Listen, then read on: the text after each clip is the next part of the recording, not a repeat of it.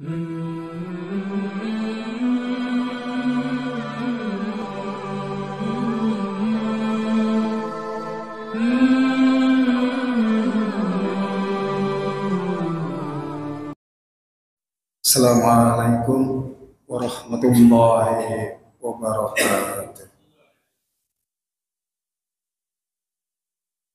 Innal hamdalillah nahmaduhu wa nasta'inuhu wa nastaghfiruh wa na'udzu billahi min shururi anfusina min sayyiati a'malina may yahdihillahu fala mudilla lahu wa may yudlil fala hadiya lahu. Asyhadu an la ilaha illallah wa asyhadu anna Muhammadan abduhu wa rasuluh.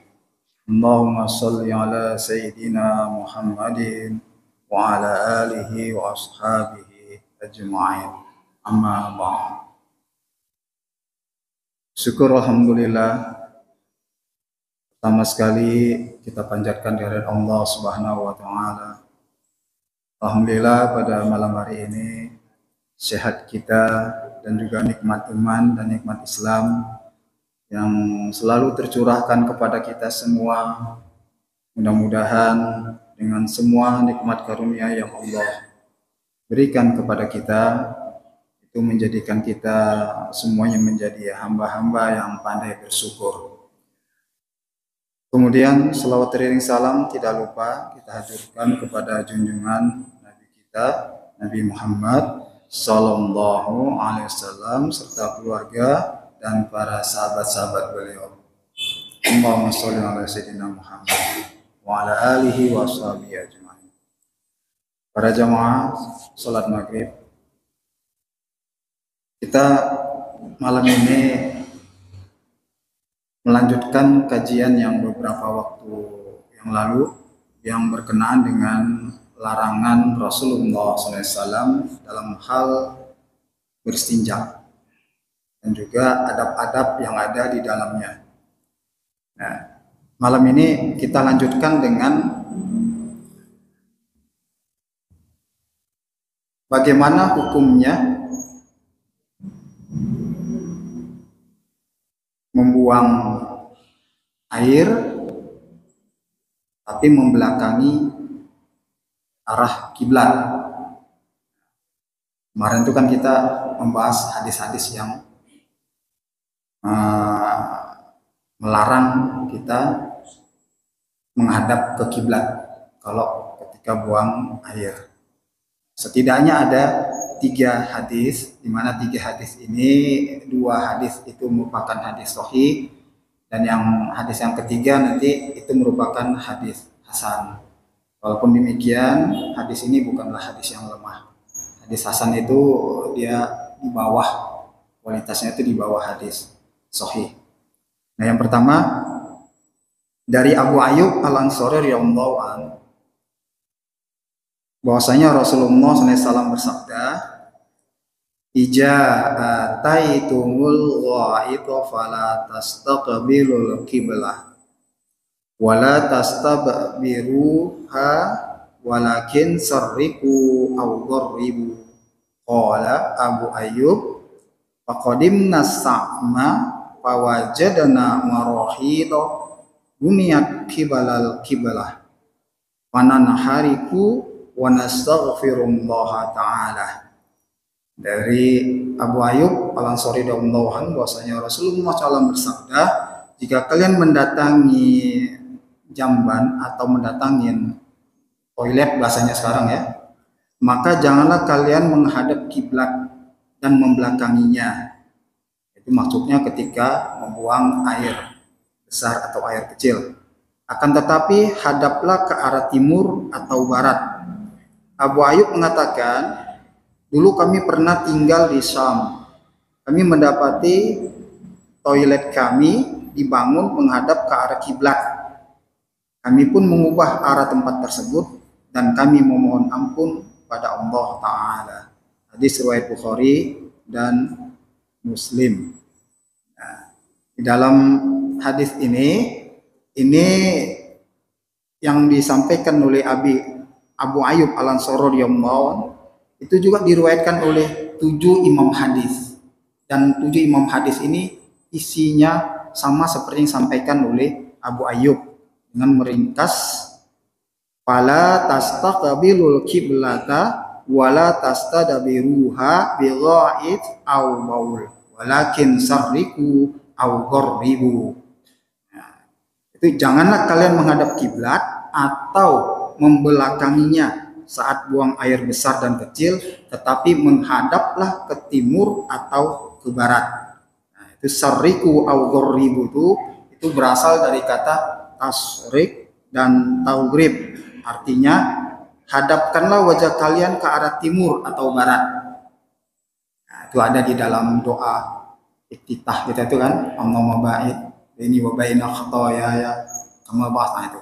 Di dalamnya itu ada tuh tasrik dan taghrib. Nah, itu artinya tasrik itu ke arah timur atau timur, taghrib barat. Nah, perintah ini ternyata berlaku untuk penduduk kota Madinah. Kota Madinah ya, bukan kita. Berlaku untuk kota Madinah. Dan penduduk yang arah kiblat mereka itu seperti, yaitu bagi orang yang jika mengarah ke timur atau ke barat tidak berhadapan dengan kiblat dan juga tidak membelakanginya. Kenapa disebutkan di sini adalah perintah ini untuk penduduk kota Madinah, yaitu ketika buang hajat itu dianjurkan, tetapi menghadaplah ke timur atau ke barat, karena Syam itu dia itu dari kota Madinah itu posisinya ada di arah utara. Jadi kalau di arah utara itu, utara akan membelakangi selatan gitu ya, barat akan membelakangi timur. Nah, berarti arah kiblat dari Madinah itu adanya di selatan, kan gitu. Nah, ada di selatan. Maka Rasulullah memerintahkan pada waktu itu kepada para sahabat yang di kota Madinah, jadi jangan kalian menghadap kiblat atau membelakanginya. Jadi akan tetapi menghadaplah ke timur atau ke barat. Jadi yang dimaksud dengan menghadap timur atau barat itu agar menghindarkan seseorang itu ketika buang air besar atau air kecil itu dia pasti akan terhindar dari posisi menghadap atau membelakangi kiblat. Jadi kalau ke arah timur dan barat itu sudah pasti. Kalau kita kan sekarang di Indonesia nih, arah kiblat kita kemana nih? Barat kan? Nah, jadi beda. Jadi yang dimaksud di sini adalah penduduk kota Madinah. Nah, dengan demikian maka posisi kita saat ini, kalau kita mengikuti anjuran Rasulullah ini, berarti kita itu menghadap ke arah utara atau selatan buang airnya. Nah, saat ini kalau di posisi kamar mandi kita, di toilet kita, itu kan sekarang buang uronoirnya itu menghadap ke arah selatan semua. Nah, termasuk jambannya itu juga menghadap ke arah selatan. Nah, dengan demikian kita sudah menjalankan sunnah Nabi ini. Nah, nanti Bapak dengan hadis Nabi yang 3 ini nanti, bagaimana hukumnya dengan menghadap dan membelakangi kiblat ketika buang air besar, itu yang membelakangi itu nanti ada beberapa pendapat. Dan pendapatnya itu banyak sekali Pak. Nanti kita akan kaji. Nah, kemudian hukum asal bahwa semua perintah syariat dan larangannya berlaku umum untuk semua individu muslim. Namun kadang-kadang ada juga beberapa yang dikhususkan untuk beberapa individu saja. Sabda Rasulullah SAW, tetapi menghadaplah ke timur atau menghadaplah ke barat, itu adalah perintah khusus yang dikhususkan untuk penduduk kota Madinah. Nah, itu tadi. Ya, kota Madinah itu harus digarisbawahi, Pak. atau penduduk kota yang kiblatnya sama dengan Madinah, yaitu mereka yang jika menghadap ke timur atau ke barat tidak menghadap kiblat. Berarti dengan kita kan sangat jauh sekali. Kiblat kita kan menghadap ke arah barat. Maka yang dimaksud di sini adalah menyesuaikan, yaitu arah utara dan selatan. Kalau kita ingin mencari amannya kita ketika buang air besar atau air kecil. Lalu kemudian hikmah larangan ini adalah penghormatan kepada Ka'bah.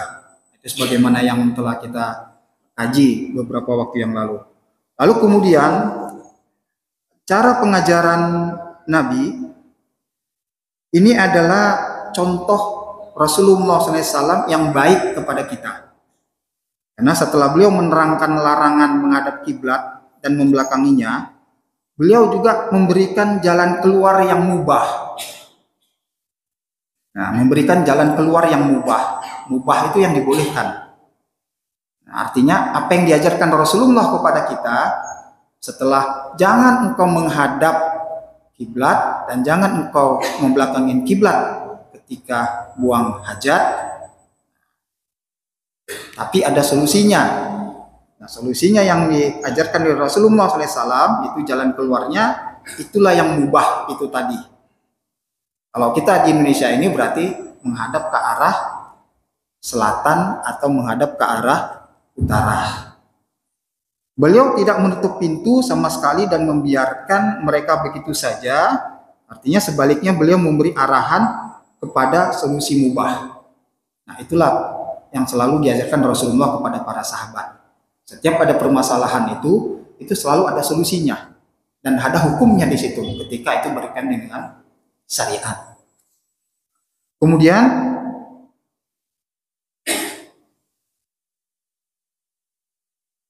prinsip bijaksana dalam memberi fatwa inilah yang harus ditempuh oleh para mufti. Maksudnya di sini apa? Sesungguhnya menutup pintu di depan orang yang meminta fatwanya dengan fatwa haram, lalu diam, sementara orang-orang memerlukannya. Padahal ada solusi mubah sebagai alternatif. Nah, itu sama artinya dengan menyebabkan orang-orang hidup dalam kesulitan. Artinya dalam syariat Islam itu selalu ada kemudahan. Jadi maksudnya itu adalah apa? Jangan ketika dikatakan dalam hadis ini tidak boleh menghadap ke arah kiblat atau membelakangi arah kiblat, lalu kemana arahnya? Nah, ada jawabannya itulah jawaban yang diambil dari beberapa hadis di mana itu nanti menjadi fatwa para ulama. Nah, ini nanti yang akan kita kaji nanti. Nah, perbedaan pendapat mengenai hukum menghadap kiblat atau membelakanginya saat buang air kecil yang pertama, kita akan lihat dalam Sahih Bukhari dan Sahih Muslim terdapat riwayat dari Ibnu Umar radhiyallahu anhuma, raqitu yauman ala baiti Hafsah fara'aitun nabiyya sallallahu alaihi wasallam yaqdiya hazatihi mustaqbilas sa'mi mustadbirul Ka'bah. Suatu hari aku naik ke atap rumah Hafsah. Ini kata Ibnu Umar. Aku melihat Rasulullah SAW sedang buang hajat dengan posisi menghadap ke Syam dan membelakangi Ka'bah. Dalam hadis ini kan disebutkan bahwa Rasulullah itu sedang buang hajat dengan posisi menghadap ke Syam. Syam itu tadi kan sudah saya jelaskan, itu adanya di utara Madinah. Di utara Madinah. Jadi Rasulullah itu menghadap ke Syam. Syam itu di utara Madinah. Nah, lalu kemudian dilihat di situ Rasulullah itu berada dalam bangunan yang terhalang oleh dinding bangunan. Nah, artinya Rasulullah pada saat buang hajat itu beliau ada di dalam rumah. Nah, rumah itu berarti di dalamnya itu ada toilet. Dan toilet itu ada dinding pemisah antara ruang najis dan ruang yang bersih. Nah, ini dilihat oleh Ibnu Umar. Nah, pada waktu Ibnu Umar melihat itu Rasulullah itu buang hajatnya itu menghadap ke utara tapi membelakangi Ka'bah. Membelakangi Ka'bah. Nah, ini hadis yang kedua. hadis yang kedua. Berarti kan di hadis yang kedua ini Rasulullah itu pernah buang hajat tapi membelakangi Ka'bah. So hadis yang pertama tadi kan Rasulullah itu di situ mengatakan jangan engkau buang hajat atau buang air itu menghadap ke arah kiblat dan membelakangi arah kiblat. Tapi supaya aman itu maka buang hajatlah ke arah timur atau barat. Itu di Madinah. Kan gitu, Pak. Lalu kemudian hadis yang kedua ini, kenapa di dalam hadis yang kedua ini justru Ibnu Umar itu melihat tanpa sengaja dia naik ke atap rumah Hafsah. Hafsah itu istri Nabi. Dia lihat Rasulullah itu buang hajat menghadap ke Syam. Berarti Rasulullah itu membelakangi Ka'bah. Padahal di hadis Abu Ayyub itu Rasulullah itu mengatakan jangan membelakangi arah kiblat. Nah, disinilah muncul pendapat beberapa ulama. Ini hadis yang kedua.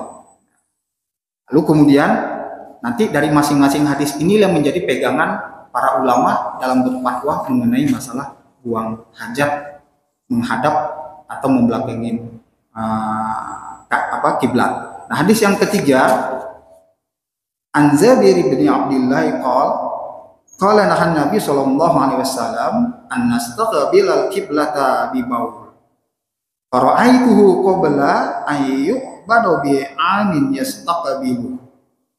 Dari Jabir bin Abdullah radhiyallahu anhu, ia berkata bahwa Nabi sallallahu alaihi wasallam melarang menghadap kiblat ketika buang air kecil. Namun aku melihat setahun sebelum beliau wafat, beliau menghadapnya. Nah, jadi satu hadis tadi, yang hadis Abu Ayyub tadi, Rasulullah melarang menghadap dan membelakangi. Tapi di hadis yang kedua, itu Rasulullah dilihat oleh Ibnu Umar tadi, Rasulullah membelakangi kiblat. Lalu kemudian hadis yang ketiga, di sini dari Jabir bin Abdullah. Beliau mengatakan, namun aku melihat setahun sebelum beliau wafat, beliau menghadap kiblat ketika buang air kecil. Hadis ini hadis riwayat Abu Daud, Tirmizi dan Ibnu Majah, dan ini hadis ini hasan menurut Syekh Al-Albani. Jadi masih bisa dipakai hadisnya. Nah, bagaimana cara mengkompromikan tiga hadis ini, di mana tiga hadis ini merupakan hadis yang memang bisa menjadi dasar hukum di dalam Islam. Karena hadis ini bukan hadis dhaif. Kalau di hadis dhaif udah abaikan. Apalagi kalau dia hadisnya hadis maudhu, jangan dipakai sama sekali. Gitu. Nah, untuk itu ada beberapa pendapat. Setidaknya ada 8 pendapat. Yang pertama itu dalam hal perselisihan para ulama dalam mengkompromikan tiga hadis ini. Yang pertama, tidak dibolehkan baik di dalam bangunan atau di luar bangunan. Nah, inilah pendapat Abu Ayyub Al-Mansuri sesuai dengan hadisnya yang tadi. Kemudian Mujahid, An-Nakha'i, As-Sauri, Abu Sa'ur, Ahmad juga berkata seperti itu. Jadi maksudnya dari pendapat yang pertama ini, itu baik di dalam bangunan atau di luar bangunan, sama saja larangan Nabi ini berlaku. Jadi yang dimaksud dalam bangunan itu kita berada di dalam rumah atau di dalam toilet. Hadis dari Abu Ayyub ini berlaku, tidak boleh menghadap atau membelakangi kiblat. Nah, atau juga hadis ini juga mereka katakan berlaku untuk di luar bangunan. Di luar bangunan itu adalah ruangan yang terbuka, yang atapnya langsung langit dan tidak ada dinding di kiri kanannya atau pemisah di kiri kanannya. Ibaratnya ketika orang dalam keadaan sudah sesak lagi ini, udah mau buang air, tidak nampak lagi tempat mana lagi yang bisa kita dapatin dinding, akhirnya buang hajat begitu saja. Itu ruangan terbuka seperti itu. Ruangan terbuka itu tidak ada dinding pemisah dan langitnya itu, atapnya itu langsung langit. Nah, ini menurut pendapat yang pertama ini tadi, hadis ini melarang keras. Ini hadis yang pertama tadi. hadis Abu Ayyub. Nah, kemudian yang kedua, dibolehkan di dalam bangunan maupun di luar bangunan. Nah, ini pendapat daripada Imam Malik. Ini kan imam mazhab ya. Beliau mengatakan dibolehkan. Jadi dibolehkan menghadap ke kiblat atau membelakangi kiblat, baik di dalam bangunan atau di luar bangunan, artinya di ruangan yang terbuka. Ini pendapat ya Pak ya. Nanti kita lihat mana pendapat yang paling kuat. Dan yang ketiga, diharamkan di luar bangunan, artinya diharamkan di ruangan terbuka. Nah, inilah pendapat Imam Malik, Imam Syafi'i, dan Imam Ahmad. Jadi ada tiga mazhab, ada tiga imam mazhab yang mengatakan bahwa diharamkan di luar bangunan, artinya di ruangan terbuka. Di ruangan terbuka itu nggak boleh menghadap ke kiblat dan membelakangi kiblat ketika buang air. Nah, adapun di dalam bangunan atau di dalam ruangan, menurut pendapat Imam Malik, Imam Syafi'i, dan Imam Ahmad boleh. Artinya ruangan itu adalah ruangan yang tertutup. Kemudian yang keempat, tidak boleh menghadap di dalam atau di luar bangunan, namun boleh membelakanginya di dalam maupun di luar bangunan. Nah, ini pendapat Abu Hanifah dan Imam Ahmad. Nah, artinya ini ambil pendapat tengah ini. Jadi kalau di menghadap itu, kalau di dalam itu atau di luar bangunan itu nggak boleh. Namun dibolehkan ketika membelakangi. Jadi kalau menghadap nggak boleh, kalau di dalam bangunan atau di dalam ruangan nggak boleh itu. Tapi kalau dia membelakangi boleh. Ini tadi melihat hadis yang kedua dan ketiga tadi. Bagaimana melihat Abdullah siapa tadi, sahabat Rasul tadi itu Jabir ya. Jabir melihat Rasulullah itu pernah membelakangi, dan juga Ibnu Umar, itu hadisnya. Yang kelima, itu hukumnya hanyalah makruh. Ini ada pendapat, dan pendapat ini sangat lemah sekali karena didasarkan kepada ulama yang tidak begitu banyak pengikutnya. Artinya dia punya murid tuh bukan murid-murid yang sekaliber seperti Imam Ahmad, Imam Syafi'i, Imam Malik, bukan seperti itu. Maka hukumnya yang menyebutkan makruh ini sangat lemah. Lalu kemudian boleh membelakangi dalam bangunan saja. Itu tadi sama dengan yang pendapat yang keempat tadi. Jadi kalau di dalam bangunan itu boleh membelakangi. Yang kalau menghadap tidak boleh. Nah, ini pendapat oleh Abu Yusuf. Nah, kemudian yang ketujuh, dilarang secara mutlak termasuk pula pada Baitul Maqdis. Jadi bukan hanya menghadap ke arah Baitullah saja. Menghadap ke arah Baitul Maqdis pun dilarang. Jadi kalau di Madinah itu Baitul Maqdis itu kan arahnya ke Sam sana ya, berarti dia arahnya ke utaranya Madinah, itu pun dilarang. Ini menurut pendapat yang ketujuh. Jadi bukan hanya berlaku untuk Baitullah saja atau Ka'bah, tapi termasuk juga Baitul Maqdis. Dilarang baik menghadap maupun membelakanginya ketika buang hajat. Nah, lalu kemudian yang kedelapan, pengharaman ini hanya khusus untuk penduduk Madinah dan yang searah dengan mereka. Demikianlah pendapat Abu Awana, murid dari Al-Muzani, dan pendapat ini pun tidak banyak dipegang oleh para ulama. Nah, lalu kemudian dari begitu banyaknya pendapat ini, setidaknya ada 8 pendapat ini. Nanti kalau dilihat di kitab yang lain lebih dari 8 pendapat para ulama. Nah, ini pendapat ulama-ulama yang artinya memang banyak ditulis di kitab-kitab mengenai pendapat mereka ini. Maka pendapat yang lebih razi, pendapat yang lebih kuat dari 8 pendapat ini tadi, maka sebagaimana yang dianut oleh mazhab Imam Syafi'i atau mazhab Syafi'i, yaitu tidak boleh menghadap atau membelakangi kiblat ketika berada di luar bangunan. Artinya ketika berada di ruangan terbuka itu sama sekali dilarang untuk menghadap ataupun membelakangi kiblat ketika buang hajat. Nah, namun dia tidak terlarang di dalam bangunan yang ada penghalang atau pembatas. Dan yang mendukung hal ini adalah 3 dalil yang kita bacakan tadi.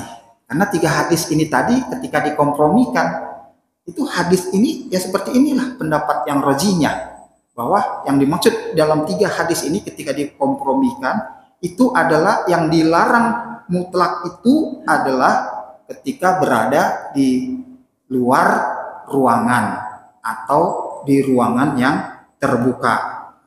Lalu kenapa bisa kemudian sampai pendapat yang dikeluarkan oleh mazhabnya Syafi'i dan 2 imam mazhab yang lainnya tadi hampir sama dengan Imam Syafi'i ini menjadi pendapat yang razi?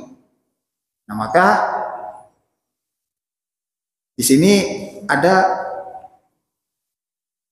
yang mengatakan bahwa tidak tepat jika mendahulukan hadis Nabi Sallallahu Alaihi Wasallam yang menunjukkan larangan dengan perbuatan Nabi Sallallahu Alaihi Wasallam. Saya ulangi lagi Pak ya. Tidak tepat jika mendahulukan hadis Nabi Sallallahu Alaihi Wasallam yang menunjukkan larangan dengan perbuatan Nabi Sallallahu Alaihi Wasallam. Nah, yang dimaksud di sini apa? Tadi kan ada 3 hadis Pak. Hadis yang pertama itu kan Rasulullah mengatakan dilarang menghadap kiblat dan membelakangi kiblat. Itu larangan, bukan perbuatan. Bukan perbuatan Nabi. Larangan. Itu larangan Nabi. Nah, tapi ternyata di dalam kehidupan Nabi itu Nabi pernah berbuat, dan itu ditunjukkan oleh 2 hadis ini tadi. Yang pertama hadis Ibnu Umar ketika dia memperbaiki atap rumahnya Hafsah istri Rasulullah, beliau melihat Nabi itu membelakangi kiblat ketika buang hajat, berarti itu perbuatan Nabi. Nah, lalu yang kedua tadi adalah Jabir ya. Jabir bin Abdullah itu pun mengatakan bahwa aku melihat setahun sebelum beliau wafat, beliau menghadapnya. Artinya tadi yang Ibnu Umar tadi membelakangi kiblat, kemudian yang hadis Jabir tadi Rasulullah menghadap ke kiblat. Maka para ulama hadis itu mereka mempunyai satu pijakan dalam untuk menafsirkan hadis-hadis Nabi itu dengan mengatakan bahwa tidak tepat jika mendahulukan hadis Nabi SAW yang menunjukkan larangan dengan perbuatan Nabi. Jadi kalau begitu, kalau dikatakan ini larangan ini mutlak, hukumnya tidak boleh, haram. Tapi ternyata apa yang dikatakan oleh Nabi itu ada juga perbuatannya itu dilakukan Nabi. Maka tidak tepat mendahulukan larangan daripada perbuatan. Maka ketika itulah dikompromikan 2 ini. Ketika dikompromikan kedua ini, dapatlah jawabannya bahwa Rasulullah itu ketika buang hajat menghadap ke arah kiblat atau membelakangin ke arah kiblat, itu posisinya ada di dalam ruangan. Nah, maka yang dilarang yang dimaksud oleh hadis Nabi yang pertama tadi, larangannya itu dari hadis Abu Ayyub tadi, itu larangannya berlaku ketika orang itu berada di ruangan terbuka, dilarang mutlak. Nah, itulah memkompromikan hadis itu Pak. Ini para ulama nih, jadi ekstra kerja pikiran mereka tuh bagaimana nih hadis nih. Kok satu sisi Rasulullah mengatakan dilarang gitu ya, tapi di hadis yang lain tuh ada dilihat tuh Nabi kok berbuat. Nah, itulah manusia. Nabi saja bisa keliru, Nabi saja bisa salah. Jadi artinya apa? Suatu saat itu apa yang kita lakukan itu ada kekeliruan yang kita lakukan, mungkin dikarenakan yaitu tadi manusia itu letaknya salah dan keliru itu ada. Maka di sini disebutkan dalam mempromikan hadis ini, Maka yang didahulukan itu adalah perbuatan Nabi. Jadi jangan langsung perkataan Nabi itu diambil. Tapi kalau semua hadis itu menyangkut mengenai perkataan Nabi, maka itu menjadi pegangan. Apalagi dikuatkan itu dengan perbuatan Nabi yang sesuai dengan apa yang dikatakan Nabi. Kalau ini kan tadi apa yang dikatakan Nabi itu ternyata tidak sesuai dengan yang dia berbuat. Pernah dilihat kan? Pernah dilihat sahabat Nabi. Tuh, kenapa nih Rasulullah beberapa waktu yang lalu mengatakan dilarang? Nah, ini kan kalau dalam hadisnya Jabir ini, hadis Jabir itu mengatakan bahwa aku melihat itu setahun sebelum beliau wafat. Nah, setahun sebelum beliau wafat, beliau melihat Rasulullah itu ketika buang hajat itu menghadap ke arah kiblat. Maka dalam hal ini seperti itulah para ulama mengkompromikannya. Yang dilarang mutlak itu adalah yang ada di luar ruangan. Dilarang mutlak menghadap maupun membelakangi kiblat. Kemudian sedangkan hadis yang menyebutkan bahwa Rasulullah itu tadi menghadap dan membelakangi kiblat yang dilihat oleh sahabat Nabi ketika buang hajat itu di dalam penafsiran ulama tafsir hadis itu mengatakan inilah yang disebut dengan hadis rukhsah. Hadis rukhsah itu keringanan, Pak. Keringanan. Jadi keringanan tentu kalau dalam sholat itu kan ada rukhsahnya ya.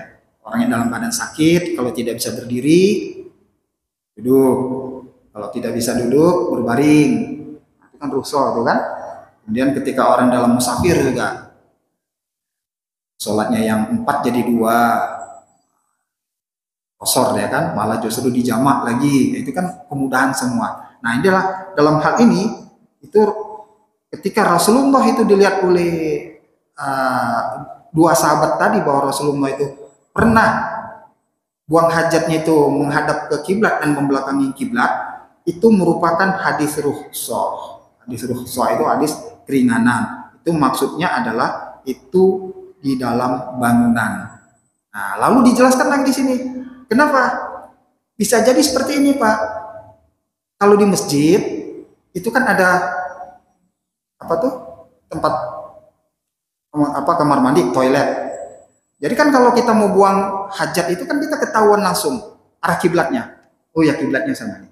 Nah, coba kita ada di ruangan yang kita tidak tahu sama sekali ruangan itu atau tempat toilet itu, WC itu, atau baru sekali kita di situ. Lalu kita menebak-nebak nih arah kiblat mana nih arah kiblat. Nah, itu rusuh itu, Pak. Dalam bangunan. Ya sudah lah. Emang udah nggak tahan lagi kan? Sudah, itu dalam bangunan. Nah, dalam bangunan umpamanya kebanyakan kita kan secara umum kalau kita masuk ke toilet umum pasti yang buang hajat itu akan mengikuti posisi jambannya itu atau urinoirnya. Kita nggak tahu urinoir itu menghadap ke arah kiblat atau tidak. Yang jelas kita ikutin aja tuh urinoir itu adabnya ke sono. Nggak tahu kita tuh barat, utara, timur, udah ada base itu. Nah, itu yang dimaksud Pak. Nah, atau di jambannya juga. Nah, seperti kita kan kalau di sini sudah ketahuan tuh jambannya menghadap ke arah utara itu ya, utara pas selatan itu udah ketahuan. Kalau di toilet yang umum apa kita masih menebak-nebak? Pasti ya sudah. Nah, itu yang disebut dengan hadis rukhsah. Jadi itu dibolehkan ketika berada di dalam bangunan. Nah, lalu kemudian yang dimaksud di dalam 3 hadis ini ketika dikompromikan, nah inilah Bapak jawabannya yang paling bagus sekali. Ketika para ulama itu mengkompromikan 3 hadis ini. Nah, yang 2 tadi saya sudah sebutkan. Nah, yang ketiga nih apa kata para ulama? Nah, ketika kita berada di dalam ruangan, walaupun hadis yang mengatakan itu masih walaupun para ulama mengatakan masih dibolehkan membelakangi kiblat ataupun menghadap ke kiblat ketika buang hajat. Nah, ketika kita di dalam ruangan dan kita tahu arah kiblat itu, dan hal yang terbaik adalah jangan menghadap atau membelakanginya. Itu artinya apa? Untuk menghindari kesalahan, kekeliruan kita dalam hal ini.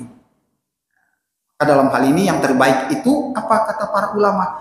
Ketika kita masuk di dalam ruangan, kalau di rumah kita udah tahu ya. Ketika kita masuk di dalam ruangan dan kita lalu kemudian mengira nih bahwa matahari itu ada di arah sana, kan kita bisa lihat tuh matahari itu. Jadi kan kalau kiblat tuh ada di arah barat, nah, kita udah bisa lihat tuh patokannya tuh. Oh, ini berarti menghadap ke kiblat nih. Nah, ketika kita tahu seperti itu, hindari. Ketika kita berada di dalam ruangan, hindari. Itulah yang terbaik para ulama. Nah, jadi dalam hal ini para ulama ini ingin menyangkal pendapat yang mengatakan hukumnya makruh. Hukumnya makruh ketika orang buang hajat itu menghadap ke kiblat atau membelakangi kiblat. Hukumnya makruh. Ulama mengatakan tidak ada hukumnya makruh. Ulama banyak nih para ulama mengatakan mereka ingin mematahkan pendapat ulama yang mengatakan makruh. Justru kita harus menghindari. Jadi ketika kita menghindari, itulah hukumnya sunnah. Kita justru dapat pahala. Ketika kita ada di dalam ruangan, walaupun di dalam ruangan itu kita dibolehkan untuk menghadap kiblat atau membelakanginya. Tapi hindarilah. Itulah yang terbaik. Karena di situ ada hukumnya sunnah. Justru yang makruhnya itu ulama ingin menyangkal, tidak ada hukumnya makruh. Yang ada justru hukum larangan. Dan larangan itu artinya haram. Kapan itu? Ketika buang hajat menghadap dan membelakangi kiblat di ruangan terbuka. Ya, ini jadi mengenai pendapat para ulama ini. Inilah kita diajarkan oleh Rasulullah SAW. Ketika Rasulullah itu mengatakan sesuatu itu hukumnya haram, maka ada hal yang dibolehkan. Nah, hal yang dibolehkan itulah yang menjadi solusi tentang apapun pertanyaan yang diajukan kepada Rasulullah, dan Rasulullah menyampaikan solusinya seperti ini, seperti ini, seperti ini. Nah, ketika Rasulullah di Madinah, karena posisi Madinah itu dia di utara, Syam itu berada di utara Madinah, dan Rasulullah itu waktu itu dengan para sahabat di Madinah. Nah, Rasulullah di situ menyampaikan, jangan engkau menghadap ke arah kiblat. Nah, arah kiblat di Madinah dengan kita di sini beda. Dan itu Pak ya, kita di sini menghadap ke arah barat. Kemudian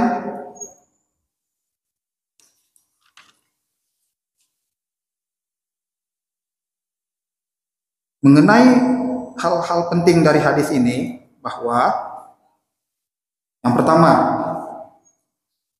hukumnya haram ketika buang hajat berada di dalam atau berada di luar ruangan atau ruangannya terbuka. Itu pertama Pak. Ini kesimpulan dari cara mempromikan hadis ini tadi. Yang pertama, hukumnya haram, dilarang, dan larangan ini keras ketika buang hajat menghadap atau membelakangi kiblat di luar ruangan, artinya di ruangan terbuka. Yang pertama. Yang kedua, ketika buang hajat itu dibolehkan menghadap ke kiblat atau membelakangi kiblat ketika berada di dalam ruangan. Namun yang terbaik itu adalah hindari menghadap atau membelakanginya, karena di situ engkau akan meraih sunnahnya Nabi. Nah, lalu kemudian ketika berada di dalam ruangan tadi, itu tidak ada hukumnya yang disebut dengan makruh ketika orang itu menghadap atau membelakangi kiblat ketika buang air hajat atau buang air di dalam ruangan. Yang adanya apa? Yang ada itu adalah hindari menghadap atau membelakangi kiblat ketika buang hajat, ketika kamu berada di dalam ruangan. Hindari. Berarti anjurannya adalah kita buang hajat ke arah utara atau ke arah selatan. Nah, ya. Jadi inilah ringkasan kesimpulan dari 3 hadis ini tadi, di mana 3 hadis ini muncul berkaitan dengan menghadap atau membelakangi kiblat ketika buang hajat. Baik Bapak, kalau ada pertanyaan silakan. Tidak, nanti kita tutup. Ada Pak? Baik, kalau tidak ada pertanyaan, ini kita tutup. Mudah-mudahan ini bermanfaat buat kita semua. Salah kelirunya mungkin ada, dan itu dari kami. Kami mohon maaf, afwan minkum. Mari kita tutup dengan doa kafaratul majelis. Subhanallah. Assalamualaikum warahmatullahi wabarakatuh.